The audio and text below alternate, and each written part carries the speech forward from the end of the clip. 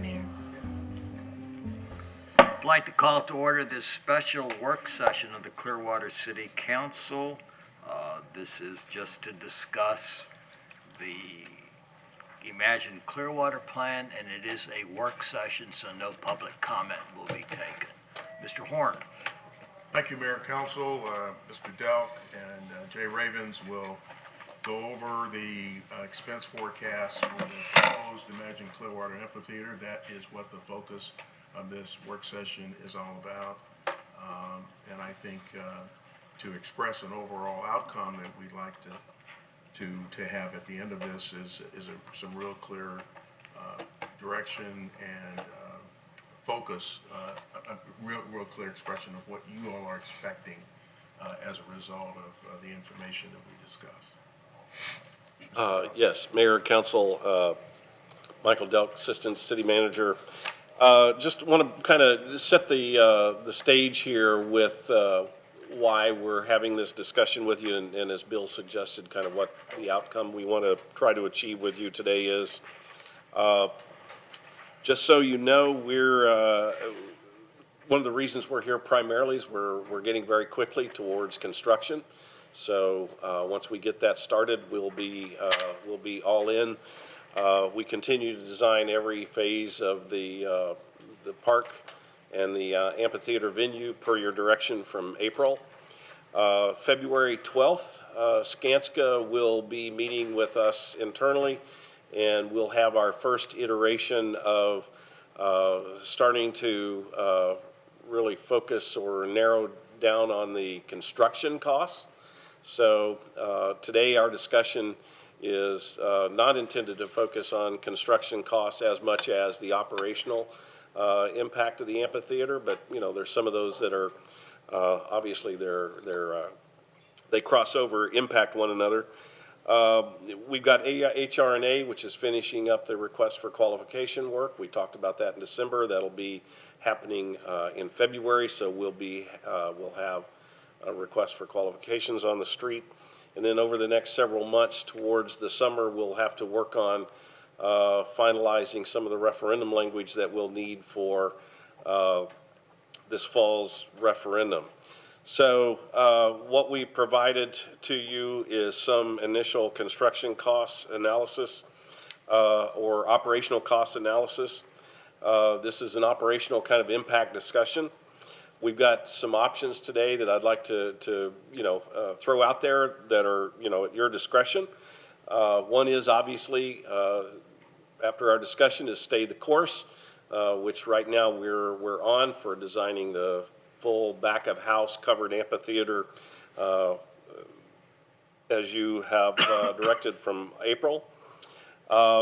You can defer any modification or consideration of this, obviously, to the next legislative body. I don't need to tell you we've got limited opportunity for you to weigh in. So we've got February meetings beyond that. So this gives us an opportunity. If you've got any direction that you want to have brought back to you for those February meetings, we can still have time to do that. Or if you any of these decisions you want to defer, you could theoretically you could do that as well. We're not going to make that choice, however, for you. So we can look for some modification to the plan, either in terms of the covered seating or the back of house.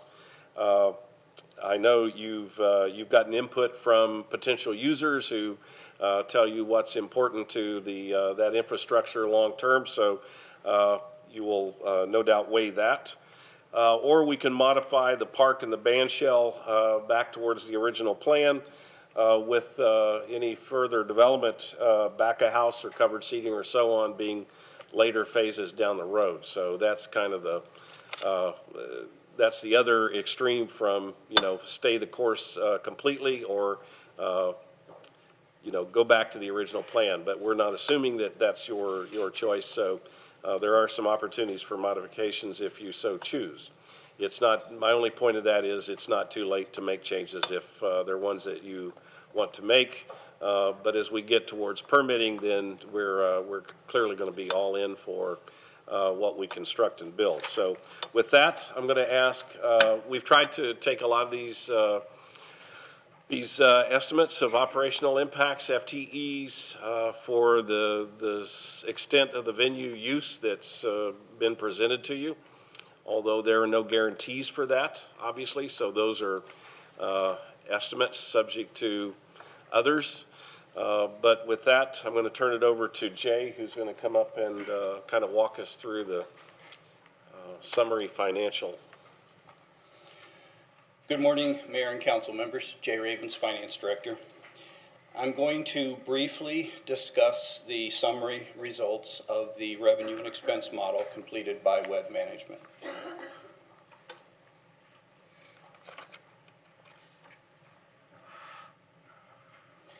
As you are aware, Web Management built a revenue and expense model for proposed amphitheater operations in detail by individual event in collaboration with city staff. They prepared the model for 3 different activity level scenarios. Minimal utilization, which is similar to the current programming level for Coachman Park. Conservative utilization, which includes a higher degree of programming. And aggressive utilization. For comparison, minimum utilization assumes 69 use days per year, including prep days. Conservative, 119 use days, and aggressive, 200 use days. We have attempted to include all costs to the city, including public safety costs to support events, debt service costs for bonds to finance the amphitheater, and an annual set-aside for capital repairs and renovations. Per the summary that's displayed on the screen, the estimated annual net cost to the city for the amphitheater operations per the model totals approximately $2.4 million under the minimal utilization, $2.3 million for the conservative utilization, and $2.1 million for the aggressive utilization. It should be noted that the city's current level of support for fiscal 2020 Coachman Park events totals approximately $500,000. Consequently, the increased annual cost of the new amphitheater under the 3 scenarios would be approximately $1.5 to $2 million.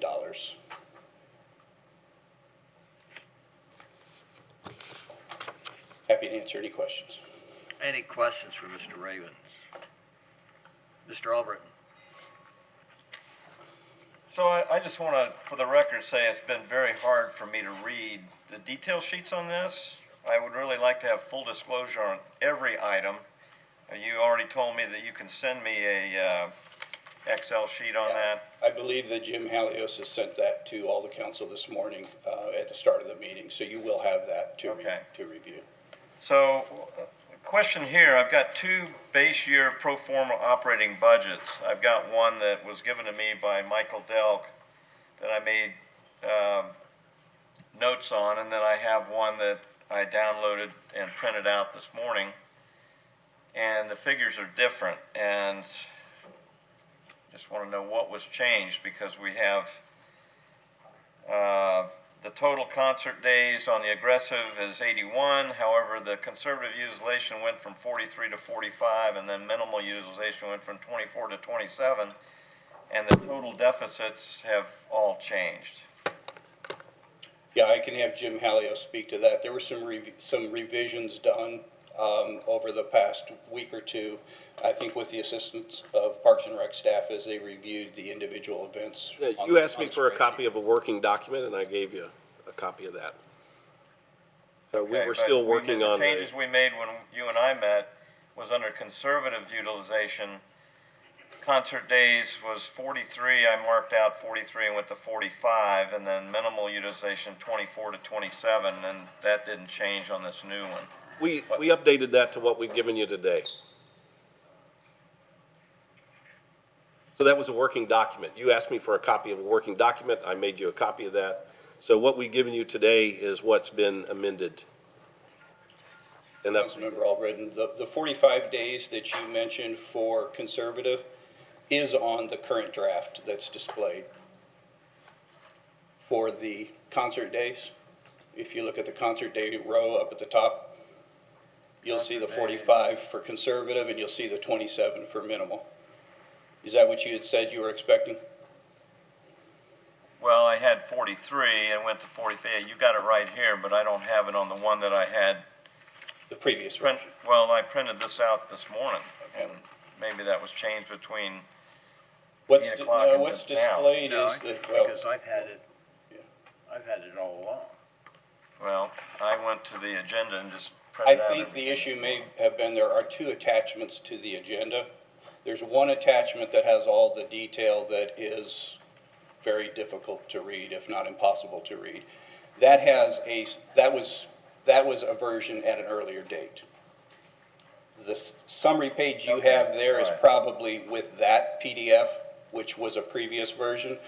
Then the one sheet standalone was the current updated version. Okay.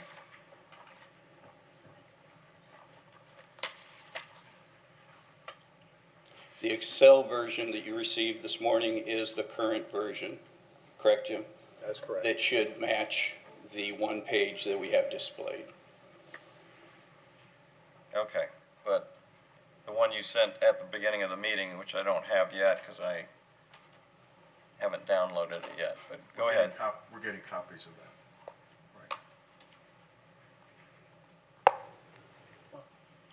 He just sent it out.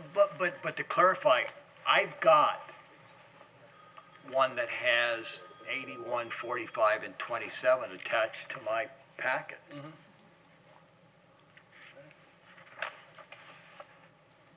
I don't know. That's what I printed this morning, early this morning, so maybe it was changed after I printed it. No, sir, I've had this since Friday.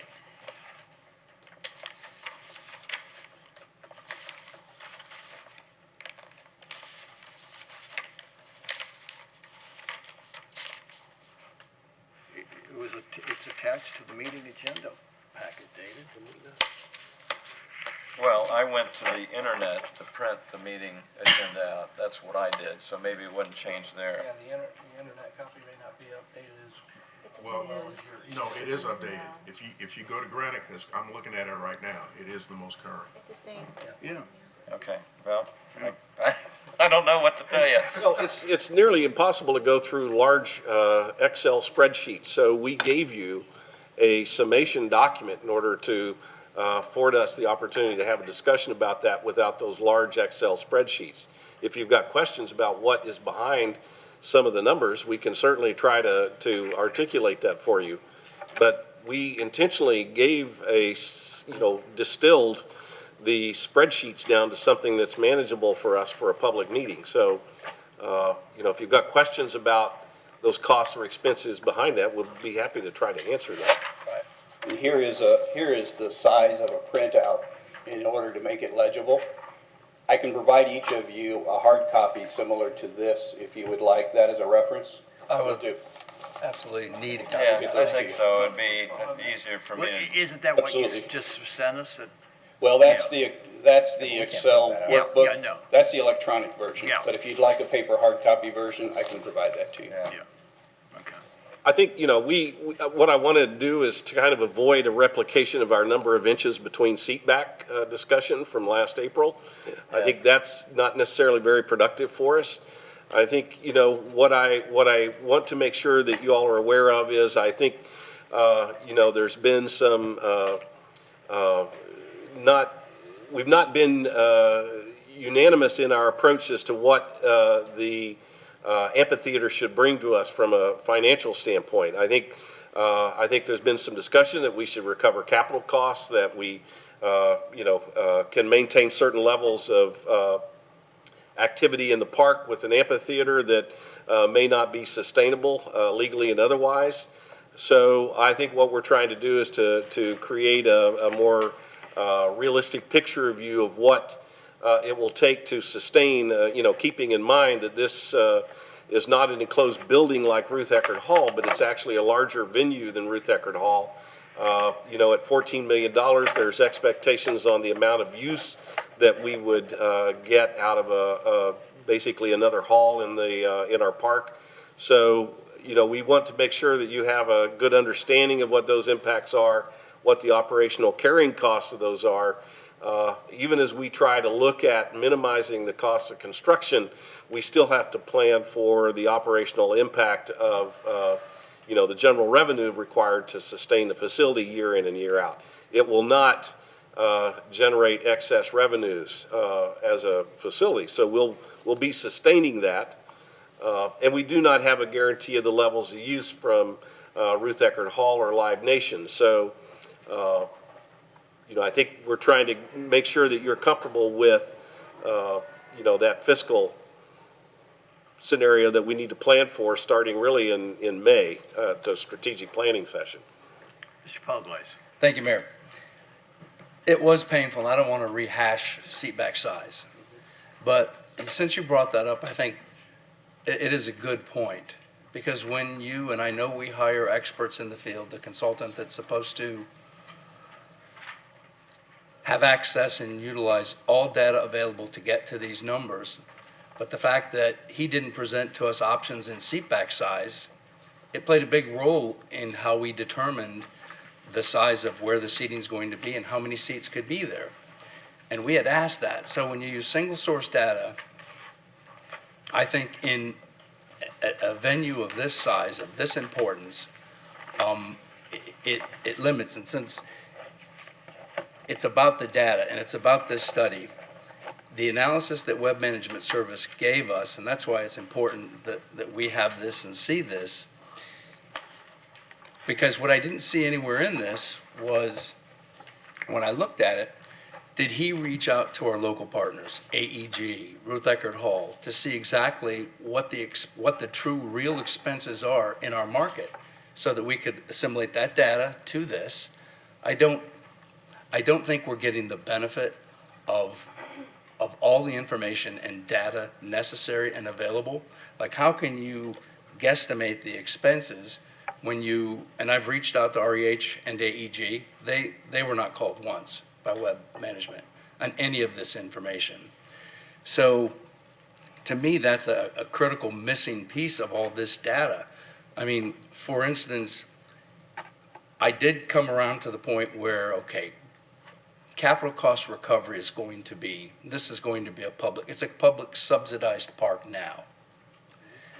If we go back to the ULI recommendations, one of the key things, it was the top 10, reactivate this park so that we could get that active edge in downtown. And the council interpretation and the referendum question that was answered, and the public gave us the authority to do what we interpreted the public wanted us to do, which was make that a world-class venue, a venue that could generate activity, interest, hopefully additional private investment in downtown. And I'll tell you, it has been difficult this past 2 or 3 years because I think council's decision, which ultimately, and interpretation, was unanimous, and it was a little bit of an uphill battle getting all staff and everybody behind us in promoting this. And so to the degree we envisioned it, to the degree we designed it, and now it seems like we're having that same battle, and it's without the benefit of all of the relative, extremely important information. And I'll just pick a couple of them on the spreadsheet. We have ticket sales as and I think it's very underrepresented, that number. Naming rights, there's a lot of different things to offset expenses. And I'll give you another example. Tampa Amphitheater utilizes 2 FTEs. We're projected 9 FTEs. So recovering capital costs, no. Recovering operating costs, or at least break even, I think there's going to be a public subsidy. Nobody's going to be happy with this number, but I don't think that's an accurate number based on the data we've given, based on conversations I've had in the outside. So I really question the data. What is an acceptable number for public support? And let's remember that this is the spark plug to get private investment and happen downtown. This is I won't say it's the silver bullet. There's a lot of other things going on, but to start downsizing, diminishing, picking apart this project, I'm still hearing people out in the private sector saying that some staff is going around still trying to beat up and bash the cover. listen, if we got to tear this whole thing apart, you don't get rid of the world-class stage and you don't get rid of the covered seating, or they're not going to come. Okay? And you got to have permanent restaurant. And I've been accused of being in bed with Ruth Eckerd Hall and the good old boys out there. This is so far from the truth. Ruth Eckerd Hall does not comp anybody any tickets. No check from any member of Ruth Eckerd Hall was never made to my campaign. This is about my experience from Jazz Holiday, putting on special events, and council needs the benefit of every bit of relative data, not just from Web Consulting, even though we hired them. The very least I would have expected is that they picked up the phone and called our local experts in this market. So we're going forward with, I think, data that is flawed and incomplete. So that's my position on this. Well, maybe our part, I'm sorry. Well, can I respond to something? Yes, sir, please do. Okay, number one, if you've got comments about what staff has been saying, Right. then the least you can do is give us some specifics as to who's doing it, instead of just throwing it out there. Because it's my understanding, staff is on board with what you all have told us to do. So Finally. I have no idea about anybody going around undermining what we're talking about. Number two, we have had discussions with Ruth Eckerd Hall. We've had discussions with Live Nation. We've had discussions with, is it AGE? What's the? AEG. What? AEG. AEG. And one of the things that you get in talking to all of them who are expert in their business, they all have perspectives. They all have a particular point of view about what we should do and what is needed. One of the things that we needed from Web Management was kind of an objective view of some of these things. So you're telling me now that because we didn't call them, this data is not valid. If the council believes that they want these operators consulted in an analysis, then we'll certainly go ahead and do that. But I don't know if you've had the same kind of conversations that we have had. I mean, we're trying to be objective about this, both in terms of the cost, both in terms of FTE. It doesn't mean that we completely agree with Web Management. It was just an opportunity to get somebody to give us some feedback that had worked with those other partners in the past. Web Management has done work with Ruth Eckerd. So that's where we were coming from in providing you this analysis.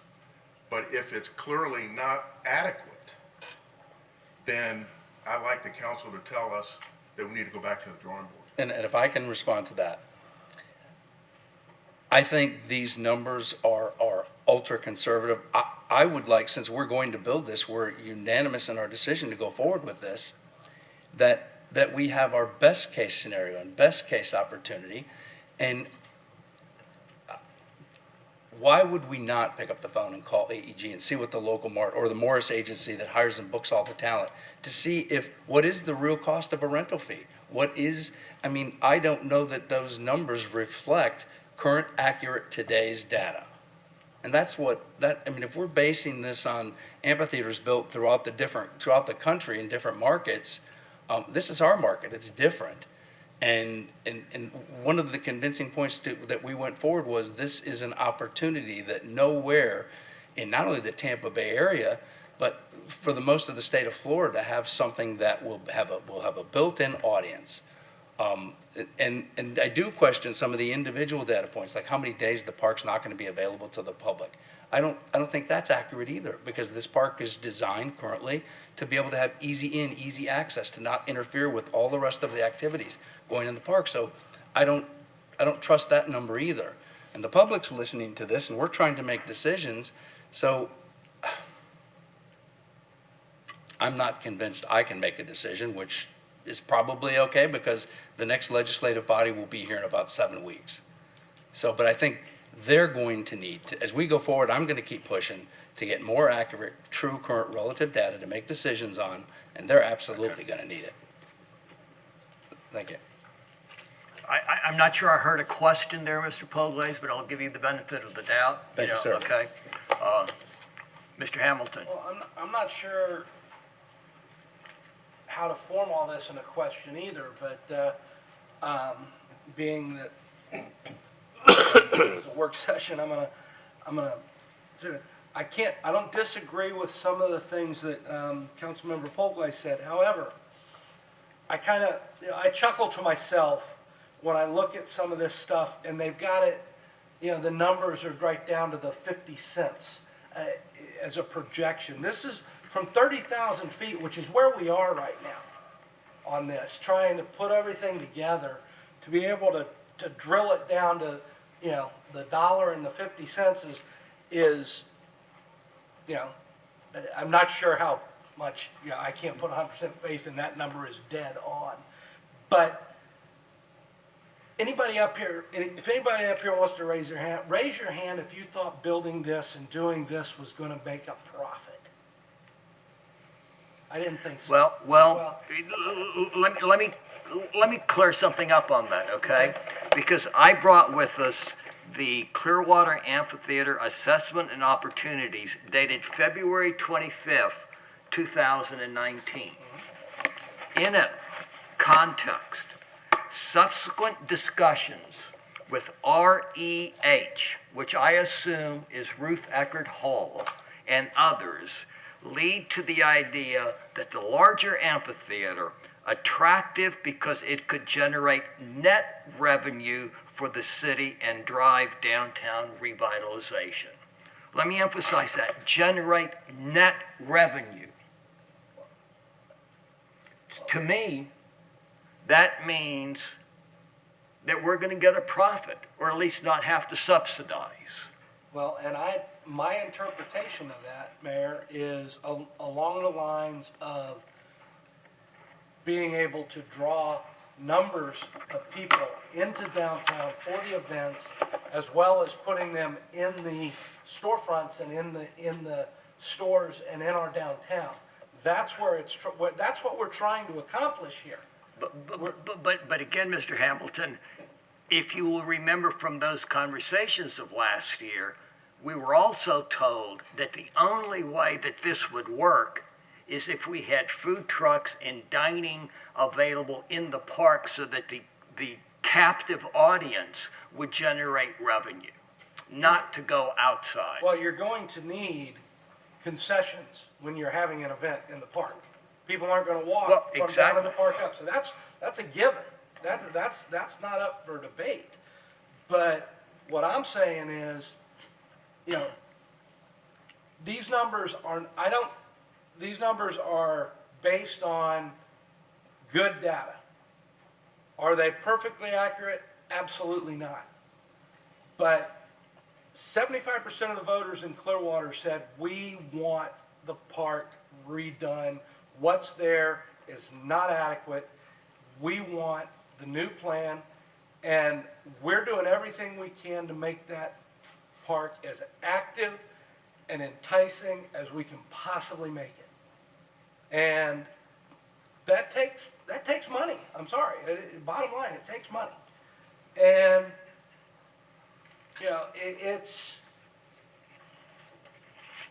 I'm not, like I said, these numbers also don't include a lot of opportunity for other revenue, naming rights being probably the number one thing. However, if we build this venue with its potential to bring the numbers of people into downtown on a fairly consistent basis, and our expenses double from what it is, what they are today, for how many people today's park generates, I think it's money well spent. So this is, these are not doomsday numbers to me. Sometimes you gotta, the old baseball saying, you gotta take your foot off the first base if you're gonna steal second. And, I'm not going to live in fear of the unknown here. I have faith that, as Councilmember Polglay said, 9 FTEs for this facility. I don't know if that's the right number, but we're not you know, I would like to hear from, you know, put it out to put out the RFP and let me know what Ruth Eckerd Hall or someone else says, you know, let them partner with the city on the operational side, and they might be able to say, you know what, we don't need 9, we need 4. We're gonna have 4 people. But I don't know if the 4 is the right number, but we don't know till we ask. And, you know, we are not, you know, we're nowhere close to having to say, this is it. Now, you know, the other numbers we can break down one by one. I mean, I'm not sure, as someone pointed out to me, we're paying, according to the cost estimates, we're paying almost $600 a seat for the 4,000 seats undercover. What the heck kind of seat are we buying? I mean, we've been putting 10,000 people in there for Jazz Holiday on $5 folding chairs for years. So I'm not sure we need to go to $600 seats, but that's all stuff we can work on going forward. But, I mean, if this meeting is for us to say, you know, are we going to move forward on the amphitheater or not, my answer to that is hell yes. The question on naming rights came up. I had seen on our one-on-ones some discussion, but I didn't see it in our packet today on the value of naming rights. Yeah, we've looked at that. You know, Jim, do you want to go over Sure, it was, what, you know, we might Had anticipate? you not seen that? Oh, no, I've seen it. And Okay, based all right, on well, size point of let's, view and- since it's not in the documents, so that the public will know that we're not talking about millions of dollars. okay, Jim Halio, Assistant to the City Manager. Mayor, I'll go over, that was included in the pro forma that was sent out last week on Tuesday to the council. But I'll go over the 4 examples that we have. Mind you, these are very difficult things to obtain because it's a private contract between a third party and the naming right person. So I'll just give you some examples of, there's 4 right here. St. Joseph's Health Amphitheater in Syracuse, New York. That is a 17,500 seat amphitheater, 5,000 seats covered. That is $300,000 a year. McGrath Amphitheater in Cedar Rapids, Iowa, smaller venue, 6,000 capacity, 3,000 reserve, no cover, $75,000 a year on a 5-year term. Michigan Lottery Amphitheater in Sterling Heights outside of Detroit, 7,700 seats, 42 of them covered, $300,000 a year on a 3-year term. And then the Norwell Health Amphitheater at Jones Beach in Wantagh, New York, which is just outside of Manhattan, is the highest one at $400,000 a year for a 3-year deal, and that is a 15,000 fixed seated amphitheater with no cover. So as you'll see, those values will range. The smaller one is probably an outlier. We could take that out. So you'll see anywhere from $300,000 to $400,000 a year on a typical 3 to 5 year term for those naming rights of amphitheater.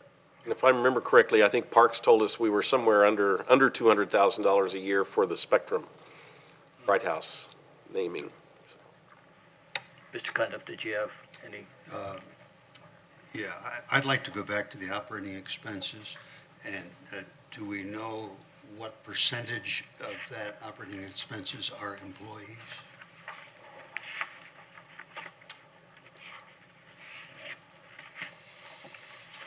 Is it half? I mean, ballpark figures are about half, more than half.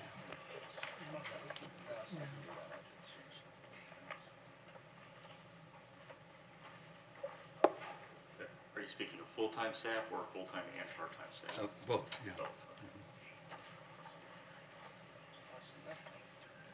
While you're thinking about that, do we have any parks now that, how many parks do we have in the city? 80-some parks.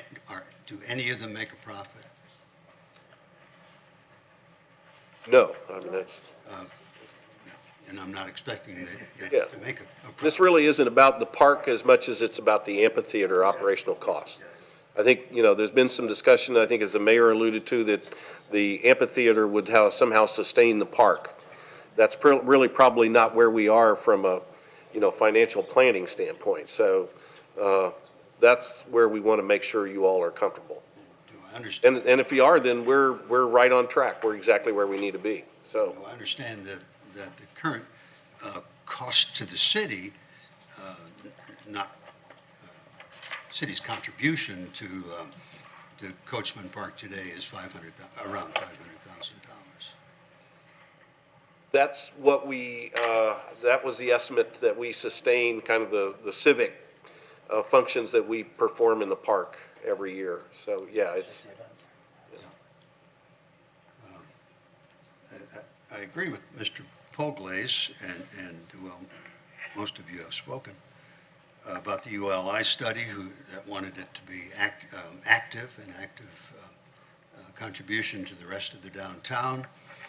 The HRA that was that said that this performance venue ought to attract world-class talent, and I do think if we can do those two things, that people from around the city and around the county and counties will come and spend some time in downtown, go to see some of the concerts. And we can start peeling away, item after item after item, and pretty soon we won't have a world-class, something that will attract world-class talent. If we already have in all of our parks, the city's contribution, we contribute a lot of in-kind services. I had asked the other day about what we had contributed on Martin Luther King Day, and don't have the totals, but it was probably close to $15,000 just for that day that the city contributed in man hours and facilities and fire trucks coming, and it was a wonderful, wonderful time. But it was the city's contribution. And am I wrong in thinking that these parks are city parks, they're for anybody to come to and enjoy, but the city pays for those parks, and the city provides those parks for the public and for the enjoyment of public spaces. And I agree with the mayor that I never anticipated that that what we the earned income from the operating budget would pay for the park or even for the facility. And do we not also think that there are what other source of income? I know you've got the financing under here in capital repairs and renovation, but the actual construction will not be all Clearwater money, will it? It will be, what are the other sources for income for the park, for construction of the park? Largely the performance venue. but we covered the financing, the park construction with you late last year. We can, Penny 3 money, Jay, money. I'm sure can come up and we can kind of walk through that. And I don't mean to go back, but That's all right. something, You'll recall that that you had approved a not to exceed $30 million worth of bonds to provide financing for the Imagine Clearwater project. Our current estimate is approximately 25 million of bonds that would be issued. We're assuming that the amphitheater costs would be financed with the bonds. Essentially, if the amphitheater had not been added, we wouldn't be borrowing $25 million worth of bonds. We would be borrowing a lesser amount. So those are incremental costs of the amphitheater addition to the project. are we not going to be applying for penny 3 and penny 4 funds? Yes, that's already built into the numbers that results in us needing to issue $25 million worth of bonds. We've already identified those other revenue sources. All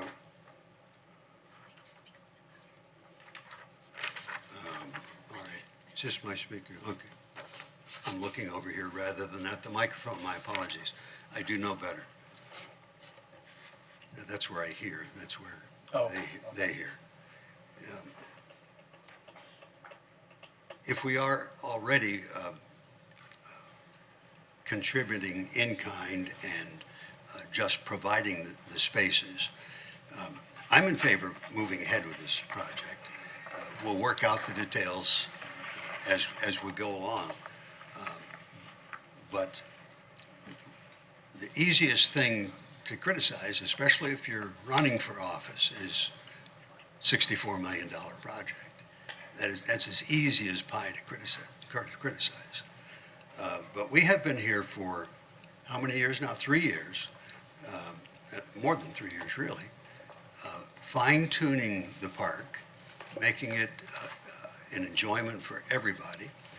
When I first came on the council, I'm sorry, Mayor, this is not a question. Would you like to hear my experience? Yes, all right. No, let's stay on the subject, sir. This is my take on it. When I go to Coachman Park now for events, I see chain link fences. Makes me think of prison yard. My goal in this is to get rid of those chain link fences, hide them, change them. I enjoy going to the concerts. I go to a lot of them. I'd like to see fewer of them get rained out. And by covering the amphitheater and covering part of the audience, we can have more concerts that don't get rained out. I had a fellow who played, I think it was saxophone, he's in his 80s now, in the old Clearwater Auditorium that was down below City Hall. Some of you, I'm not an old timer, but some of you old timers may remember that. It was a covered auditorium. This then would be a blend between the two, cover part of the audience for smaller concerts and protect the stage from, this old fellow thought he'd get electrocuted when they moved on to the Johnson Pavilion. Fortunately, that never happened. And that was before we got recommended. These were my ideas before Ruth Eckerd Hall ever came with their ideas. We like the pavilion where we have it now, but it's too small, and most people don't know that we have to rent the stage that we actually perform on. And when a year ago, when we got the first view, the stage was exactly the same size as the old stage. And we insisted as a council that it needs to be large enough so we don't have to rent stages every time we put on an event there. My own view is I'd like this to be the outdoor home of the Florida Orchestra. And it's hard to compare what we're planning here with any place else because there isn't any place else in a 5-county area that seats 4,000 people under cover. This would be something that is done only here in Clearwater, and that in itself would be an attraction. Thank you. Council, I'm going to apologize to y'all, but I think there's, lots of information that's being spread out that's not necessarily accurate on both sides. First off, Mr. Cater, how many concerts have been rained out in Coachman Park in the last 10 years, roughly? I mean, the only one that I can think of since I've been on council is the Jazz Holiday one the other day because of the storm that was coming through. Florida Orchestra the year before that. And the Florida Orchestra the year before. Right. But those were both storm-related. I think we had a Sea Blues that got rained out. Okay. We did. We have been, Art Cater, interim Parks and Recreation Director. We've been very fortunate that we have not had any more than we have rained out, to be quite honest with you. We perhaps maybe have 1 or 2 a year that may get rained out, but I can only recall, in and I don't have Chris here, but I would say we've only had maybe 4 or 5 that have been rained out. And if a storm, I mean, if a concert was being scheduled and it was raining, would it automatically be canceled, or is it canceled just because of like storm-related hurricanes and things like that, high winds and Generally, if it's just rain or sprinkle, it would continue to go on. If there is lightning or bad weather, it would be canceled. Okay. And sometimes we have actually held up concerts during rain time, and then they would come back into the park and continue the concert. Okay. Do you know how many FTEs we need? You know, we're hearing the 9 FTEs for the amphitheater. Is that just the amphitheater? Is that the amphitheater and the park, the whole park? Well, that's a very good question, and it's just the amphitheater. To be quite honest with you, that's a very important question that needs to be looked at. It's not just this amphitheater that you're looking at today, but the additional maintenance of all the enhancements that you are doing with this project, including the library. When we have to count the cost of how much it's going to take to maintain those. Now, most of those things are basically subsidized because, quite truthfully, not unless there is money made from the amphitheater, those will have to be subsidized. I am heading up a committee right now to discuss every item that's going into this park. As best we know, at 30% drawings, 60% will be next in February, and we're going to identify every blade of grass that needs to be cut, and every bush that needs to be maintained, every tree that have to be trimmed, fertilized, those types of things, to come back to you, to present to you what it's going to take to maintain this in a first-class facility. It's not just the amphitheater, but it's the entire park that we're looking at here.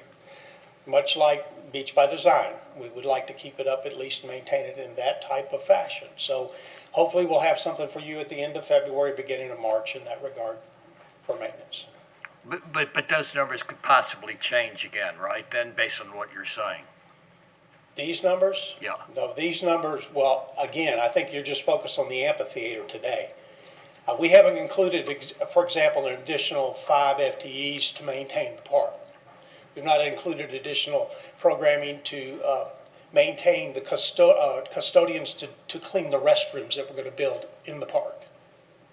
This is simply, I believe, correct me if I'm wrong, gentlemen, It's about the just venue. the amphitheater. Yeah. But I think it's important for us to keep some of these other numbers in mind, because if we're looking at a deficit of $2 million, you know, that's on top of what the rest of the park is going to cost, right? That is correct. And, you know, again, we can't lose sight of the fact that what we're doing is not just building an amphitheater, we're trying to do a park. We're trying to revitalize the whole park. People who come to concerts don't necessarily live in the area. People who go to the park and use the park are people who live in the area, who live in the community. And, you know, that's where I'm a little concerned that we've spent 4 years and we still, other than having torn down the Harborview Center, can't really say that we've talked about getting anything else done along the lines of redeveloping and redesigning Coachman Park for the community. And here we are, you know, still trying to figure out what should we do or how much the amphitheater is going to cost, having lost sight of everything else that we told the people this was what Imagine Clearwater was all about. And Mr. Delk, thanks, Mr. Cameron. You alluded to that we're working on other things and construction is ready to get started, but I would like you to clarify what you meant by that. Are we getting ready to do something with the estuary or the kids area? You know, where are those plans in all of this? Well, I think it's kind of hard to separate, but we almost have to separate the park from the venue, the amphitheater. We're moving quickly towards being ready to construct the park. The park's in pretty good shape, you know, and if we didn't build the amphitheater at all, we're still going to build the park around it. I mean, we've got a park plan, so we're implementing it. So I think the question and why we're here today is because of the we need to set up and establish basically another program, budgetary program for the Coachman Park Amphitheater. So we can't lease it out to Ruth Eckerd Hall as we do them the hall on McMullen Booth. So we're going to have to manage the facility. So we're really looking at making sure that you're comfortable with the amphitheater program and what that means for us to start incorporating that into our future budgets starting in May of this year. So if we're comfortable with that, then we don't need to do anything today. We just keep marching down the road. If we're not comfortable with that, then, then we need to bring you some modification of that in order to reduce the cost of that program. Couple of quick questions that I'll answer that came up is that in the aggressive, the payroll is about 10% of the impact on the budget. In the conservative, it's 15%, and in the minimal usage, it's about 25% is what the payroll costs of that percentage breakdown. And to an earlier, did we vet this with Ruth Eckerd Hall? No, we did not, and that's intentional. We're building the park for the community, so we didn't vet that with Ruth Eckerd Hall per se, but I think Woods Consulting, or Duncan rather, did consult them in the beginning prior to the April numbers. So Duncan had done that. But if you want this consulted with somebody else other than our professional consulting team, which we can do, then you can direct us to do that. But otherwise, we're relying on our consultant teams, all of which have been frankly pretty consistent in what they're telling us. So we have a fair amount of confidence in that. But, all the numbers are estimates. There's nothing certain, obviously, because it's not a built facility. So, And I don't know that I've heard, at least from a majority of council, of any desire to go in any other direction. Ms. Aiken, Yes, sir. would it be possible for us on these ticket sales for a concert to add a surcharge that would go to the city?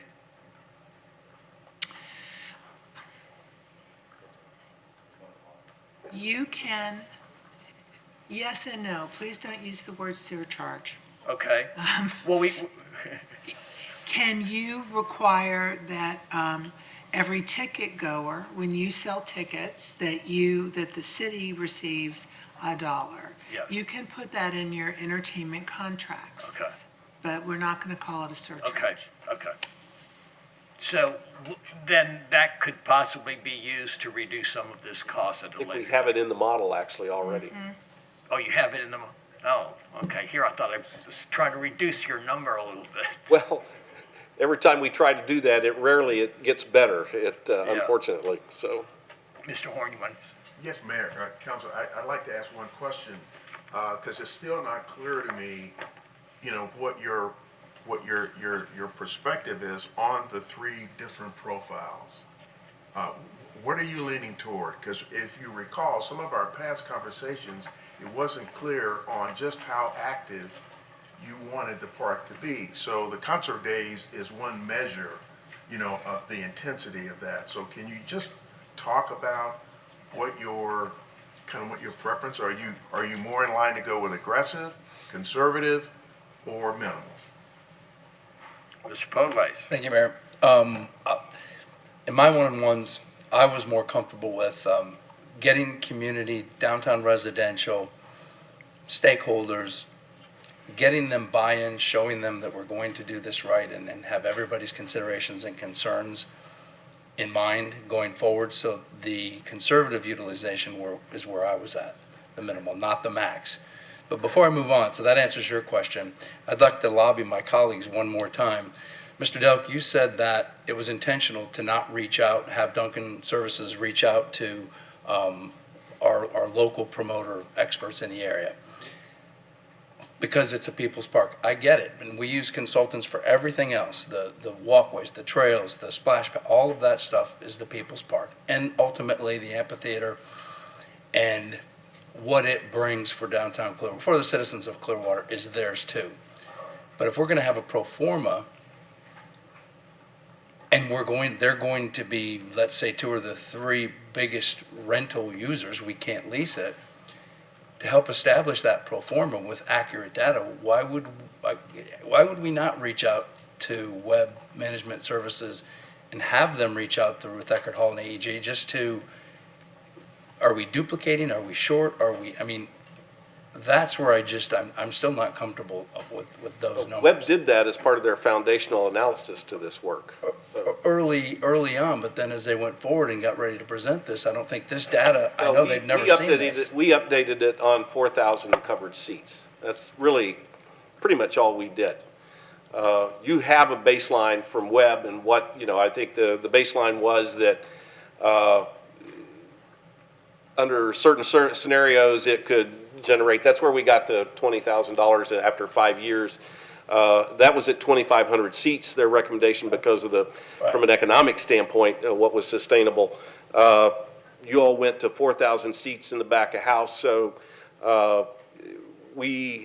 this recent model is really one that we've worked with Webb to generate to accommodate the changes in your plans. Well, how about from a different standpoint, for comfort for council, not necessarily validating the current updated data with 4,000 seats, but to see if, is this a pretty accurate, true statement? And we don't have the benefit of knowing if are the ticket sales right? Is the rental fee for the facility right? Is there, the way this is currently structured, is there an opportunity or a strategy for, I know we can't lease, but for operational agreements, because that would bring down, for instance, FTEs, contract employees, because they all have their own sound companies, and so I would be more comfortable knowing that this is, we're not going to be using promoters from outside of the state of Florida. Although I know they're national, AEG and Live Nation's national, Ruth Eckerd Hall's local, but just to kind of validate the data. Well, we can do that. I believe their purpose is different than ours, frankly, but if that's what you would like us to do, then we can. Well, not their purpose. They want to make money. We want to make money. They're in the music business, so. Okay. All right, well, that's my 2 cents. But let me answer that from what I would consider, Ruth Eckerd Hall is already getting criticized because the community feels that we are doing what Ruth Eckerd Hall wants. So if I were Ruth Eckerd Hall, I would say, I don't want to touch your data, because then that strengthens what the community or people in the community are saying is the council is just being driven by Ruth Eckerd Hall.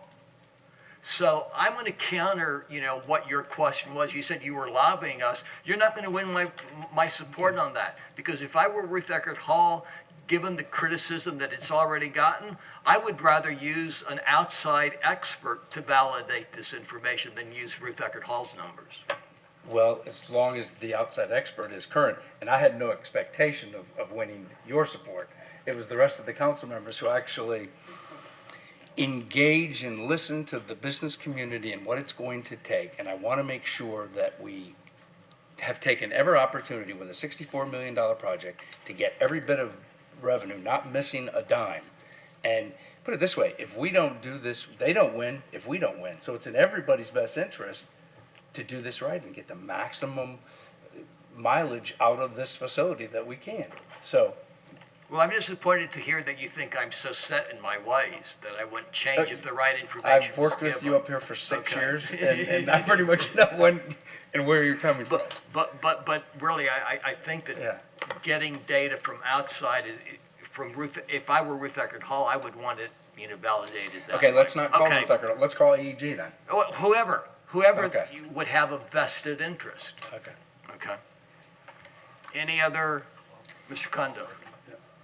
One thing that we have not discussed today in the money that is right now a deficit annually is how a vibrant conservative could go out and find that money in the community, in the region, for those $2 million annual. confess that I have heard on staff on many occasions that we don't do fundraising very well. And I think we can change that with a good relationship with businesses and wealthy people who live here in Clearwater that might want to contribute to the arts here in the venue. So I'm thinking it would be a good project for a conservancy to raise that money for the city. Somebody else? Mr. Hamilton? Well, in closing, I would, I'm a. Somebody's going to get fined $1. I can't get it turned off.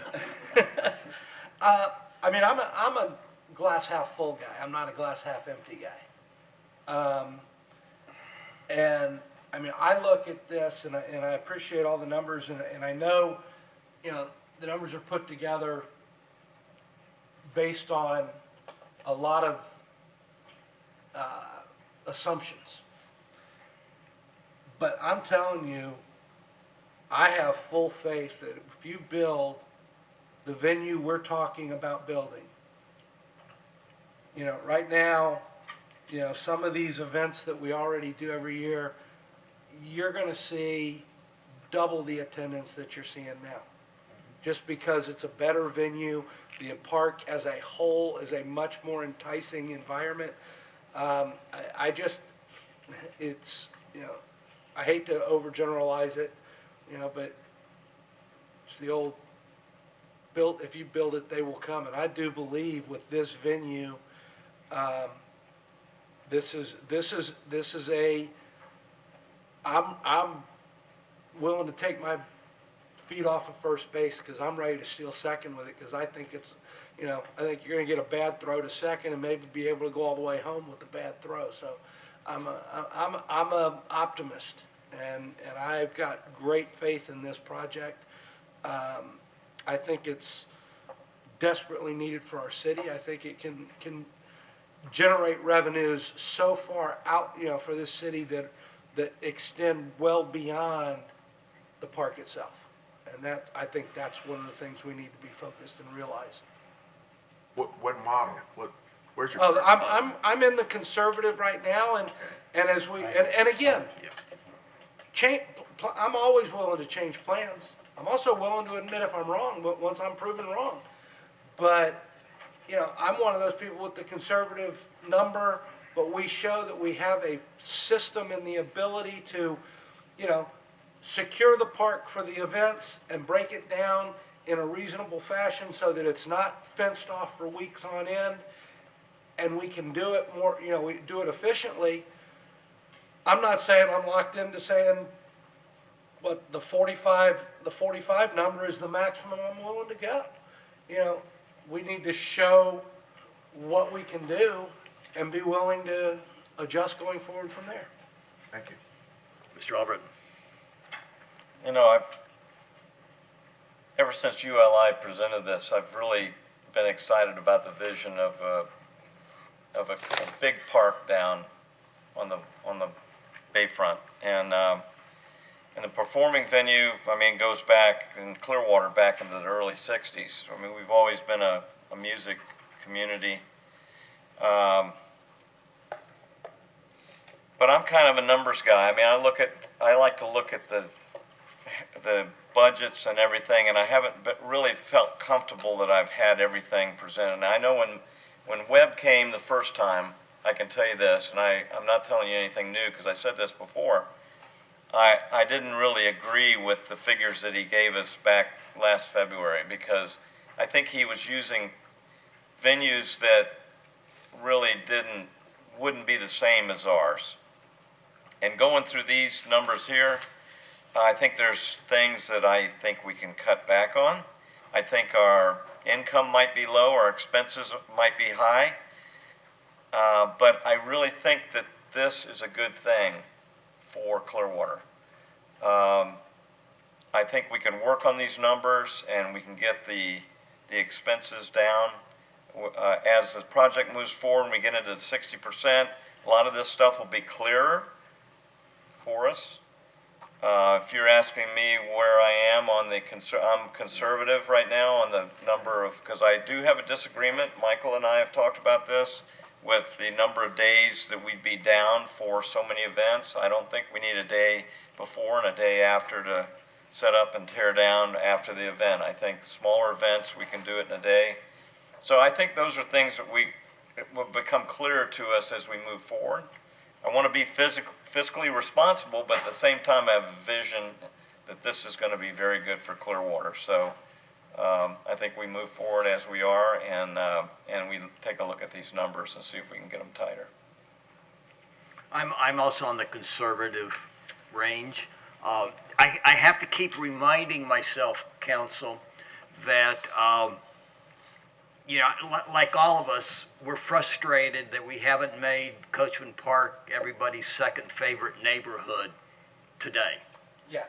Yeah, and I have to keep reminding ourselves, because we keep hearing it, well, Tampa's got Riverwalk. And I remind ourselves and I remind the community that it took Tampa 8 mayors and 40 years to get Riverwalk done. We're still on our first mayor, although it's soon going to be our second mayor, okay? So don't give up the ship yet. I'm comfortable with the back of house that we're talking about. I want us to make sure, though, that we don't lose sight of fixing the park so that it's for the community first. And if we do that, then whatever we decide to do as the final design for the amphitheater, as y'all have also said, will win the community over, But we've got to show that we're doing things that will, in fact, revitalize the park and revitalize downtown. So unfortunately, the longer we spend talking about the amphitheater, the longer it's taking us to get everything else done. And I think we need to not lose sight of that so that we can get the community buy-in, to get them to want to come to downtown, to want them to come to the park, to want them to patronize the amphitheater. And that's why, I said in the paper, and some of you, and maybe this is where you were coming from, Mr. Pogles, maybe we ought to look again at phasing in the amphitheater, to get everything else done first. But I am satisfied that what we're doing and what we've laid out is going to be good for the community, be good for the residents, be good for all of us. The numbers are scary because we weren't anticipating that. But I think with proper management, with some marketing, we will be able to overcome that so that it won't have the impact on the budget, that I don't think any of us want to pass on to future councils and to the citizens. So as long as we keep those things in mind, I think we can get this done. And staff, y'all have been working really hard on this. We appreciate it very much on behalf of all of us. So thank y'all for continuing to give us not only the numbers, but the details. And they will change, as we go on. And we just have to keep mindful of that as we go on. Mr. Warren, before we quit. Yes, Okay. I just have a couple of things. Yes, sir. I don't think I got your. No, he said conservative. He's a conservative. Yeah. Okay, I'm gonna push back just a little bit. Okay. Just a little bit. And it's based on my experience these past almost 20 years. When council really, truly wants to do something, it tends sometimes to become more expert in areas that none of the council really spends a lot of time in, at least from the staff perspective. So when we say, well, I think we can do this, we can cut back here, we can cut back here, the way that kind of impacts us is, okay, how do we know for sure if they really understand what they're talking about? And what I mean is, we are the implementers, we are the administrators, we are the people that actually do all those things you want us to do. Sometimes things do cost a little bit more. Sometimes we do need more FTEs based on our actual experience. So because you really want to do it, sometimes the commentary makes it look like, you know, it's not as much of a requirement as we're making it out to be. Because you want more information, because I know Councilmember Albritton truly has always been much more focused in the details. So as we bring those details forward, you will have an opportunity, you know, to give us more clarity on whether you think we really need to do it. But just remember, the more you influence what we're doing, the more ownership you bear in what ultimately turns out to be the case. And so the dilemma for us is, how much responsibility are we going to take for decisions that we make versus how much responsibility you all are going to take for making some decisions that may not necessarily fall in your toolbox. You understand what I'm trying to say? I'm not trying to challenge your skepticism in some areas. I'm just saying, just keep that in the back of your minds. And I will tell you up front, it's always been a question in our mind: what does it take to really manage the entertainment venue that you all want? What does it really take? And we're going to try to answer that the best way we can, but I don't know for sure exactly what that number is. And when you talk to the promoters, you know, they all have different points of view on that. But the question is, since we're paying for it, then we've got to figure out more accurately what are we willing to bear, and it may vary. That's all I have to say, Mayor. So before we adjourn, on behalf of the city council, we're going to wish Patty in our office a happy birthday, because today is Patty's birthday. So, Well, and yesterday was yours. So well, that's happy we're birthday not to you we're as not well. worried about we're not worried. Today's focus is on Patty. So, Patty, we would sing happy birthday, but none of us can carry a tune except for Mr. Cundiff. So we are adjourned. Thank you.